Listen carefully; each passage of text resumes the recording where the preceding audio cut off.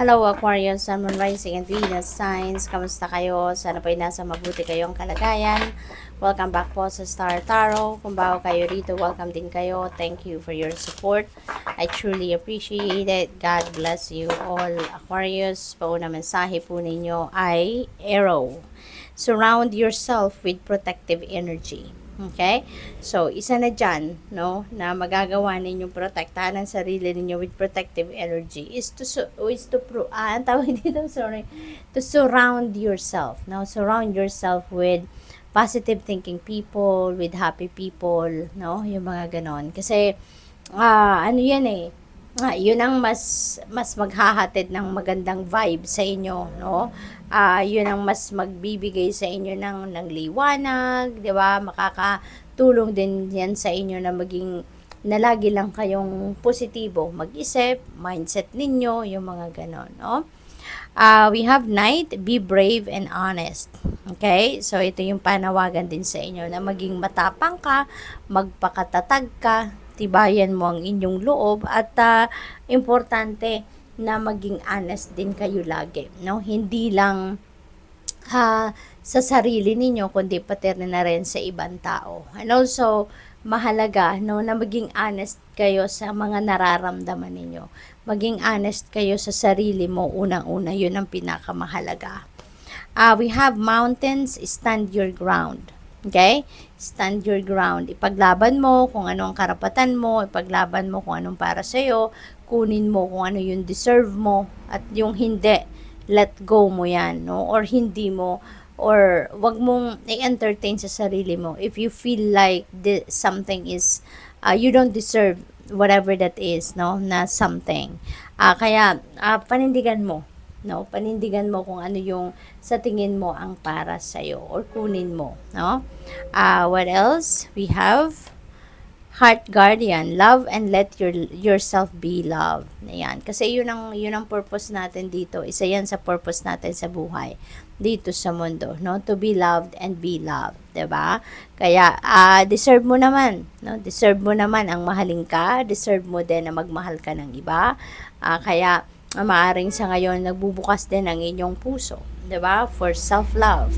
Maaring nare-realize mo sa ngayon na higit kanino man or higit ano pa man, kailangan ang uunahin mong sorry po, excuse me. So yun, dapat ang uunahin muna ninyo is yung mahalin ang inyong sarili so that you would be filled with love and you would have enough love, no, para din na makabigay ka nito sa iba, 'di ba? Kaya yun ang mahalaga. What else? We have live in gratitude, for gratitude is the ultimate state of receivership. That's very true, 'di ba? Kasi yung gratitude, no, parang susi natin yan sa floodgates of more blessings and more abundance and prosperity to come into our life. Diba? Kung marunong tayo magpasalamat, mas matutuwa sa atin ang Panginoon, ang universe, at bibigyan tayo, no, ng mas marami pang biyaya. Bibigyan pa tayo ng mas marami pang abundance and prosperity, at kung ano pa ang meron kayo, mas sobra-sobra pa dyan ang makakamit ninyo or yung marireceive ninyo if you know, no, magpasalamat. May your guardian angel watch over you, give you courage and protect you every day. Ayan. So, maybe ang iba din sa inyo, no, paalala ito na makipag-usap din naman kayo sa inyong mga guardian angels, no? Call on them whenever you need something, whenever you need anything. Tawagan ninyo ang inyong mga guardian angels kasi lagi silang nandyan para sa'yo. Lagi silang nandyan na nagbabantay, naghihintay, na tawagan mo sila, no? And they will be there to the rescue, no? Kaya alalahanin mo lagi na yung mga guardian angel mo nandiyan dyan. Lagi kang pinapanood, lagi kang tinitignan, lagi kang binabantayan at ginagabayan. Okay? What else? We have live by faith, not by fear, knowing your heart and soul that God gave you the ability and courage to carry out great plans. Okay? Huwag kayong matakot. Magtiwala kayo sa Panginoon. Okay? Sumandal kayo sa paniniwalang binabantayan at tinutulungan kayo, binibless kayo ng Panginoon. Okay? Kaya wala kang dapat na ikatakot, wala kang dapat na ikabahala. Okay? Maraming biyaya, no? Maraming tulong ang ginagawa ng universe para sa iyo, para ma-carry out mo yung mga plano mo para sa buhay mo, ma-carry out mo yung mga dreams mo, ma-carry out mo yung mga goals mo sa buhay, yung ganon, no? So, what else we have? Some days, it's more difficult to find something positive. So, keep looking, it's there. Okay? Lalo-lalo na, no, kung tayo may pinagdadaanan sa buhay na medyo challenging, ano? Ang iba sa atin, nawawalan ng pag-asa.